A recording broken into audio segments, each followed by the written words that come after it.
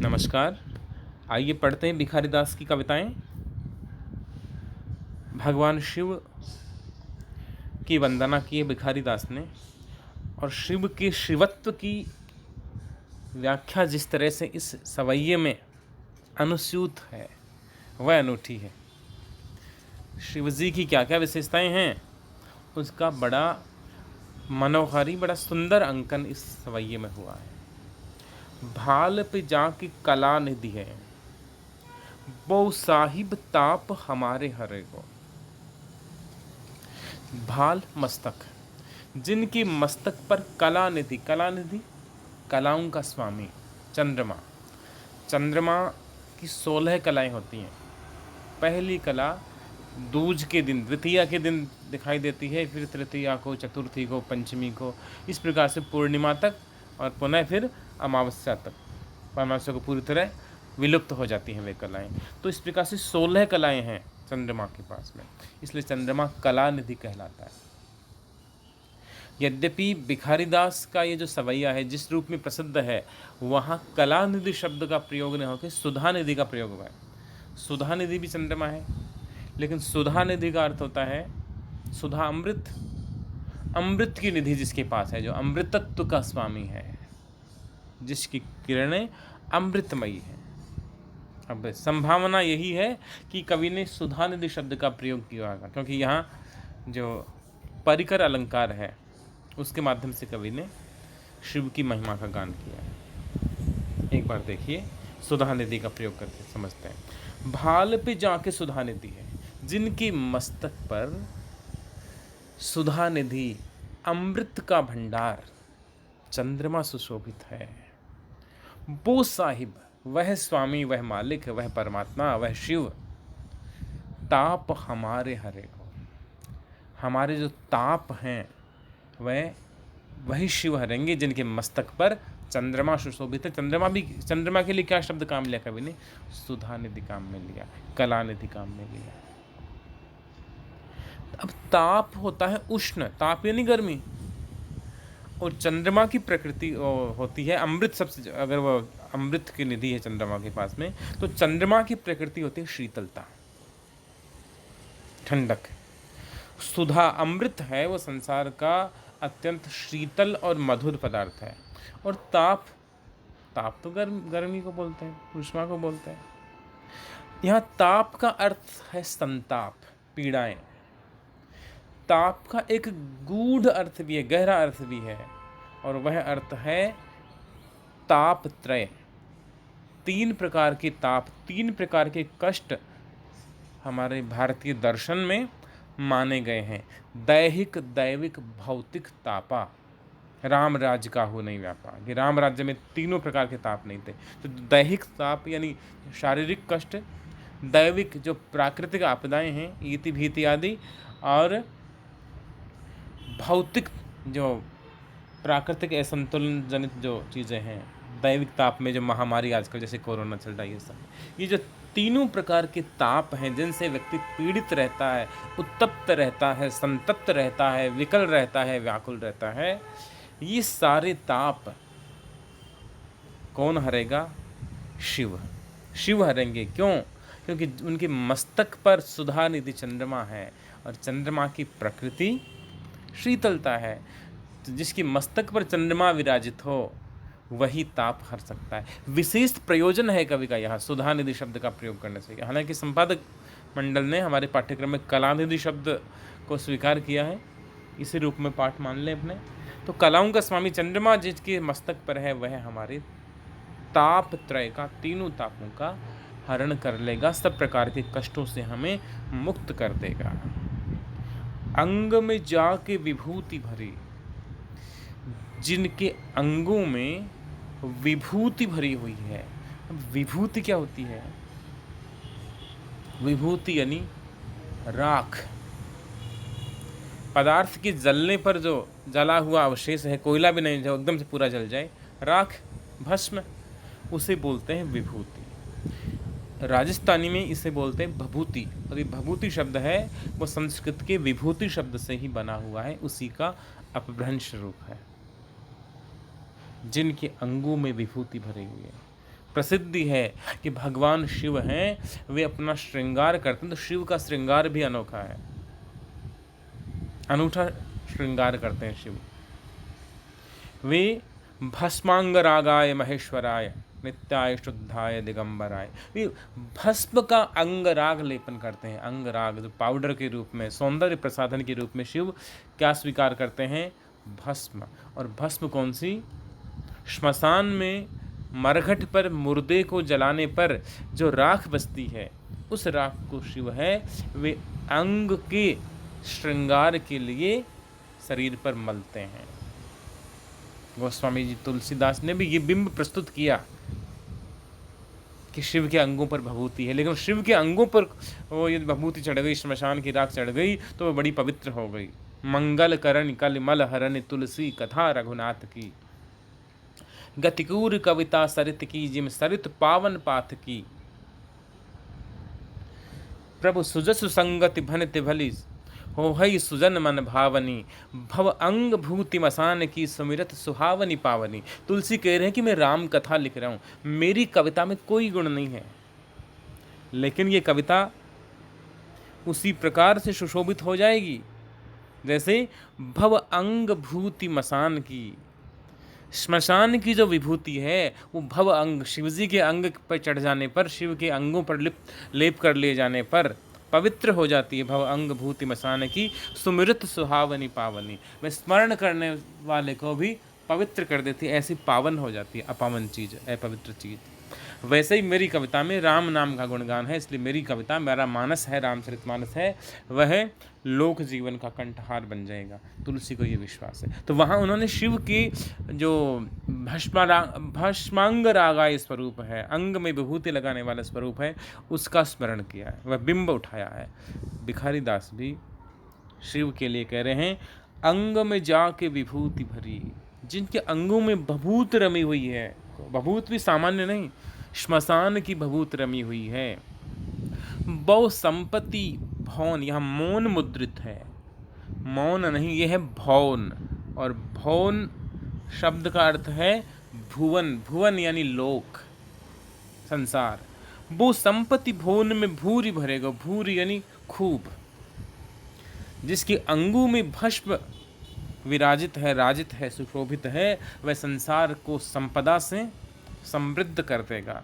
वह शिव इतना बड़ा दातार है। रावण को सोने की लंका दे दी, बाली ने कुछ मांगा तो ऐसा वर दे दिया कि बाली अजय हो गया। तो शिव जिसको भी देते हैं, भस्मासुर को जो मांगा वांछित था वह दे दिया। तो अवघड़दानी है। और देखिए, जो स्वयं त्यागी होगा वही सबसे बड़ा दाता हो सकता है।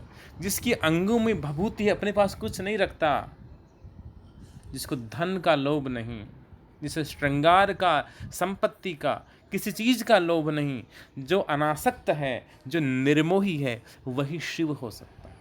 शिव यानी कल्याणकारी, वो जग का कल्याण, विश्व का कल्याण वही कर सकता है जिसमें त्याग का भाव हो, जिसमें लोभ नहीं हो, वह शिव है। तो अंग में जाके विभूति भरी, वो संपत्ति भौन में भूरी भरेगा। जिनके अंगों में श्मशान की विभूति, भस्म जो है, भभूति है, वह रमी हुई है, वे शिव हैं। वो कृपा करेंगे तो मेरा पूरा जो संसार है, जीवन संसार है, वह संपदा से पूर्ण हो जाएगा, रिद्धि सिद्धि से, सब प्रकार की समृद्धि से युक्त हो जाएगा। भिखारी दास ऐसा कहते हैं। एक दूसरा अर्थ और है विभूति का, जो श्लेष अलंकार से निकलेगा, श्लिष्ट पद मान के निकलेगा। विभूति का अर्थ होता है संपत्ति। विभूति यानी संपत्ति, महान संपत्ति। अब अंग में जाके विभूति भरी, संसार की सारी संपदा, सारी निधि है, वो भगवान शिव के चरणों में बसती है। किसी को संपदा चाहिए तो वह शिव की आराधना करे। रावण ने शिव की आराधना की तो स्वर्णमयी लंका का स्वामी हो गया। जिसने शिव को आराधा वह संपदा के मामले में समृद्ध हो गया। इसलिए कवि ये कह रहे हैं कि वो सारी संसार की त्रैलोक्य की जो सारी संपदा है, विभूति है, वह शिव के अंग में वास करती है। शिव का स्मरण करो, तुम धनवान हो जाओगे, धनवान क्या धन्य हो जाओगे। और आगे लिखते हैं भिखारी दास कि घातक है जो मनोभव को, मनोभवक मुद्रित है, ये गलत मुद्रित है, छापने वाले की गलती से छप गया। मनोभव, मनोभव यानी कामदेव।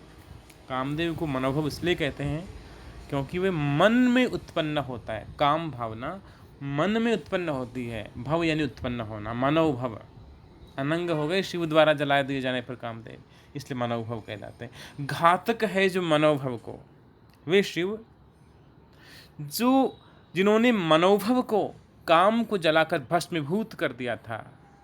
मन पातक वाही के जारे जरे को, जो अपने मन की सारी कामना को जला दे, नष्ट कर दे, जो निष्काम हो गया, निर्मोही निर्काम, जिसका कबीर कहता है, जो निर्मोही हो गया, जिसको मोह नहीं, जिसे काम नहीं, कामना रही नहीं। मन पातक वाही के जारे जरे को, मन के पातक, पातक यानी पाप, मन के पाप हैं, वे उन्हीं शिव के जलाने से जलेंगे जिन्होंने कामदेव को जलाकर भस्मीभूत कर दिया था। देखिए, सब प्रकार की वांछाएं व्यक्ति के हृदय में होती, प्राणी के हृदय में होती हैं। धन को त्यागना, यश को त्यागना, प्रतिष्ठा को त्यागना मुश्किल होता है, लेकिन फिर भी कई लोग हैं जो इन सब को त्याग करके तपस्वी बन जाते हैं। लेकिन बड़े बड़े तपस्वी भी हम देखते हैं कि चारित्रिक रूप से कई बार पतित हो जाते हैं, गिर जाते हैं चरित्र से, क्योंकि वे भी काम को नहीं जीत पाते। लेकिन शिव ऐसे तपस्वी हैं, ऐसे योगी हैं जिन्होंने काम को विजित कर दिया। विजित क्या कर दिया? जला के भस्म कर दिया। तो जो सबसे बड़ी वासना को, सबसे बुरी वासना को, सबसे अनियंत्रित वासना को जलाकर भस्मीभूत कर दे, वही मन पातक जला सकता है, हमारे मनों के पापों को दूर कर सकता है। दास जो शीश पे गंग धरे, दास भिखारी दास। भिखारी दास कवि कहते हैं कि दास जो शीश पे गंग धरे, जिसकी सिर पर गंगा सुशोभित है, गंगा पवित्रता का प्रतीक है, जिसकी मस्तक पर चंद्रमा और जटाओं में जिसकी गंगा सुशोभित है। शीश और गंगा का प्रधान कार्य क्या है, धार्मिक महत्व क्या है कि गंगा में जो स्नान कर ले उसका उद्धार हो गया, वह तैर गया, संसार सागर से पार उतर गया। तो दास जो शीश पे गंग धरे रहे, ताकि कृपा कहो कौन तरेगो। भिखारी दास कहते हैं कि आप बताइए तो सही मुझे कि जिनकी जटाओं पर गंगा सुशोभित है, उसकी तारने से, उसकी कृपा करने से संसार में ऐसा कौन है जो नहीं तरेगा। पूरी कविता, पूरी मुक्तक पर विचार कीजिए, पूरे सवैये को पढ़िए कि कवि ने एक एक विशेषण, भगवान शिव का एक एक जो विशेषण है, नाम है, बड़ा युक्त बड़ा सोच विचार कर प्रयुक्त किया है, काम में लिया है। ताप है, ऊष्मा का प्रतीक है, तो ताप को शांत करने के लिए कोई शीतल चीज़ चाहिए, इसलिए कवि ने सुधा निधि का प्रयोग किया। हालांकि इस पुस्तक में कलानिधि शब्द लिखा हुआ। सुधा यानी अमृत, अमृत की प्रकृति शीतल है, इसलिए चंद्रमा का यही पर्याय उठाया उन्होंने। और संपत्ति वह दे सकता है जो त्यागी हो, जो स्वयं अकिंचन हो, सबका स्वामी होकर भी जो अपने पास कुछ नहीं रखे, इसलिए अंग में जाके विभूति भरी। विभूति का एक अर्थ संपदा है, विभूति का दूसरा अर्थ राख है, भस्म है। तो यहाँ विभूति शब्द का सार्थक प्रयोग है। घातक है जो मनोभव को, मन पातक वाही के जारे जरे को। पाप जलाने के लिए जो पापों का जो प्रधान कारण है काम भावना, जिसने काम को जला दिया वही पाप को जला सकता है, वही आपको पाप मुक्त कर सकता है। इसलिए मनोभव शब्द का प्रयोग बड़ा सार्थक। पाप भी मानसिक होते हैं, देखिएगा, ध्यान रखने वाली बात है कि पाप शरीर से नहीं, मन से होते हैं। मन में पहले जन्म लेते हैं और फिर शरीर उनमें प्रवृत्त होता है। इसलिए मनोभव शब्द का प्रयोग बड़ा सार्थक है।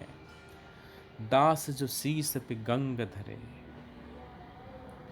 ताहि कृपा कहु को न तरेगो। कवि की वांछा है कि वह संसार सागर से, भव सागर से तैर जाए, पार उतर जाए। तो गंगा सबको मुक्त करती है, और जिसके मस्तक पर गंगा हो, जो गंगा को मस्तक पे उठाई घूम रहा है, उसकी कृपा हो जाए तो ऐसा निकृष्ट से निकृष्ट व्यक्ति भी संसार सागर से पार उतर जाएगा। तो हर शब्द बड़ा सुचिंतित है, सप्रयोजन है। इसलिए यहाँ पर एक विशेष अलंकार है, परिकर अलंकार। विशेषण का सार्थक प्रयोग है, सुनियोजित प्रयोग है, इसलिए परिकर अलंकार का सौंदर्य पूरे छंद में है। और संपत्ति मौन की जगह भी भौन सही शुद्धिकरण कर लें तो भौन में भूरी भरेगो, तो भय भय वर्ण की आवृत्ति होने से अनुप्रास अलंकार है, विभूति में श्लेष है। इस प्रकार से अलंकारिक सौंदर्य तो है ही है, लेकिन शिव की जो स्तुति कवि ने की है वह बड़ी हृदयग्राह्य है, बड़ी सुंदर है, बड़ी महत्वपूर्ण है। शेष हम अगली कक्षा में पढ़ेंगे। तब तक के लिए नमस्कार, धन्यवाद।